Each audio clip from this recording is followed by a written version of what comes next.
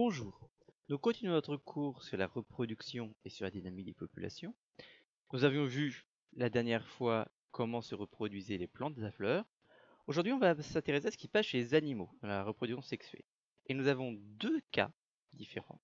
Ce qu'on va appeler l'oviparité, qui est le cas de la grande majorité des animaux, et le cas de la viviparité, qui est le cas beaucoup plus rare chez les animaux, mais qui nous intéresse parce que c'est ce qui se passe chez l'être humain.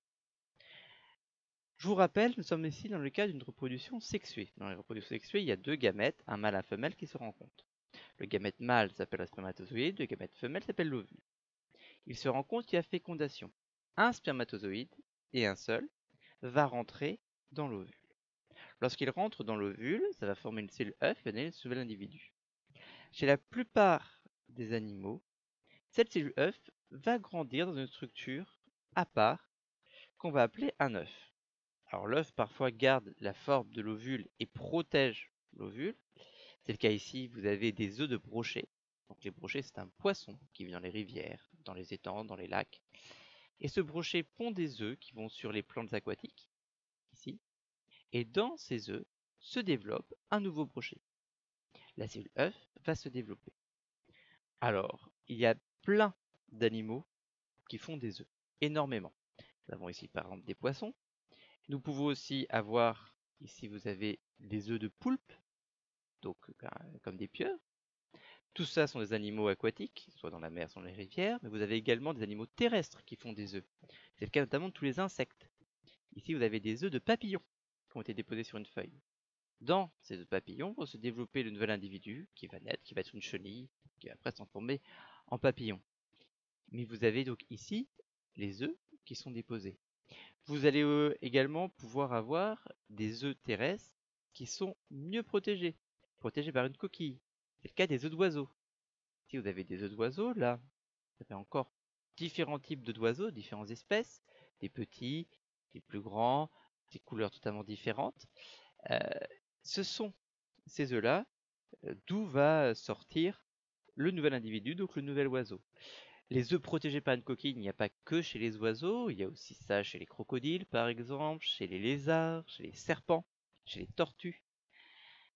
Tous ces œufs protégés sont protégés par une coquille. Les œufs qui n'ont pas de coquille sont protégés quand même par autre chose, par notamment des structures autour qui vont leur permettre de se coller aux feuilles qu'on a vues chez le brochet par exemple, ou chez le poulpe, enfin qui vont les protéger d'une manière ou d'une autre, que ce soit dans l'eau, dans la mer ou dans les rivières, ou dans l'air à l'extérieur. Ces œufs vont également être protégés en général parfois vont être protégés par les parents. Chez les oiseaux, ce sont souvent les deux parents qui alternent le fait de protéger et de couver l'œuf. Couver l'œuf, ça permet de le maintenir chaud et de le protéger des prédateurs qui pourraient vouloir voler l'œuf. Chez la plupart des oiseaux, c'est le père et la mère qui se relaient pour couver l'œuf. Il y a des oiseaux chez qui ce n'est que la mère, des oiseaux chez qui c'est que le père, et encore des oiseaux qui abandonnent leurs œufs et les œufs se débrouillent tout seuls, mais chez la plupart des oiseaux, on a les deux parents qui sont dessus. Ce soin parental des œufs, on peut aussi le retrouver chez d'autres espèces, par exemple chez ce crabe. Ici, vous avez un crabe dans l'eau, et là, vous voyez ces milliers de petits points, jaune-rouge, ce sont des œufs. Donc il y a des milliers d'œufs, et le crabe garde les œufs sur lui, cette femelle, c'est une femelle de crabe, garde les œufs sur elle, et du coup, les œufs vont pouvoir se développer, puis éclore directement sur elle. On a ça chez plein d'espèces, des espèces même un peu plus exotiques. Là, vous avez ça chez une méduse. Vous voyez ici, on a une méduse inoffensive. Et en dessous, vous avez les œufs de la méduse. Et vous pouvez même voir les taches oranges, c'est les enfants de la méduse qui sont en train d'éclore. Il y a même un cas qu'on peut souligner qui est assez rare, un cas où c'est le mâle qui va garder les œufs. C'est ce qui se passe chez les hippocampes. Les hippocampes sont des poissons. Donc vous avez deux poissons. Juste après l'accouplement, c'est ce que l'on voit ici, vous avez la femelle qui est là, qui va pondre des œufs dans une poche, qui est la poche du mâle. Les œufs vont tomber dans la poche du mâle et le mâle va garder les œufs sur lui. Bien sûr, c'est la femelle qui pond les œufs, mais c'est le mâle qui va les garder. Que vont devenir ces œufs?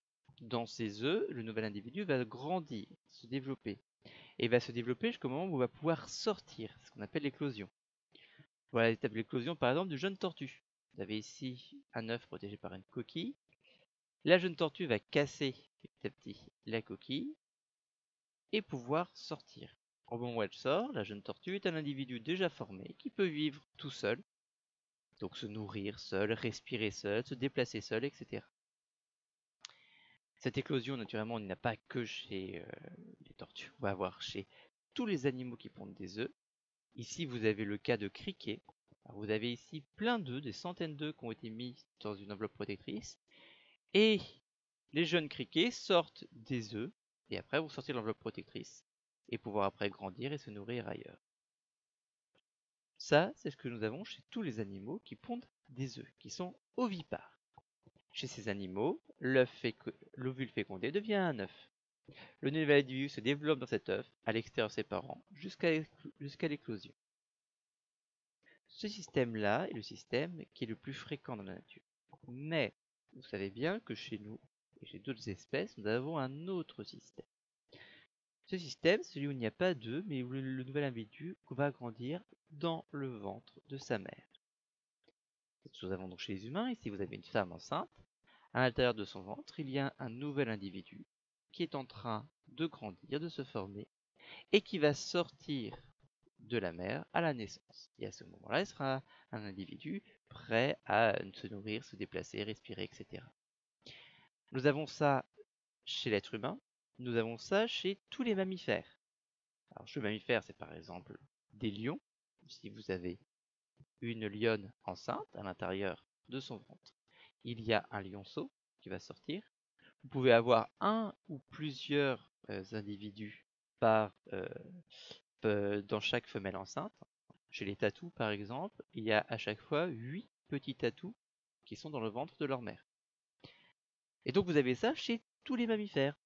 Vous avez ça chez les êtres humains, chez tous les singes, chez les chats, les chiens, les chevaux, les lions, les tigres, les éléphants,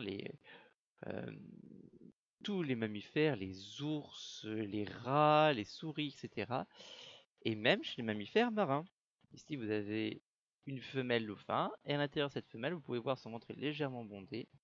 À l'intérieur, il y a un petit delphino, donc le bébé du dauphin, qui est en train de grandir. Et il va naître dans l'eau, mais le dauphin est un mammifère, et donc il porte ses petits dans son ventre. Les petits grandissent en ventre jusqu'à la naissance, et à partir de ce moment-là, ils deviennent un nouvel individu. Quand ils sont dans le ventre de la mère, ils sont protégés par différentes enveloppes. Donc là, c'est une image de synthèse qui est faite pour montrer ce qui se passe. Et vous avez donc différentes enveloppes qui permettent de protéger le fœtus qui est là. On appelle ça un fœtus lorsque c'est dans le ventre de la mère, jusqu'à la naissance. Vous verrez tout ça en détail en quatrième. Les mammifères, eux, sont donc vivipares. Ils se développent dans l'organisme de la mère jusqu'à la naissance. Voilà pour le cours d'aujourd'hui. Je rappelle qu'il faut que vous preniez ce cours dans votre cahier ou votre classeur, que vous répondiez au QCM, et ce sera déjà pas mal. Je vous souhaite une bonne semaine, et je vous dis à la prochaine fois.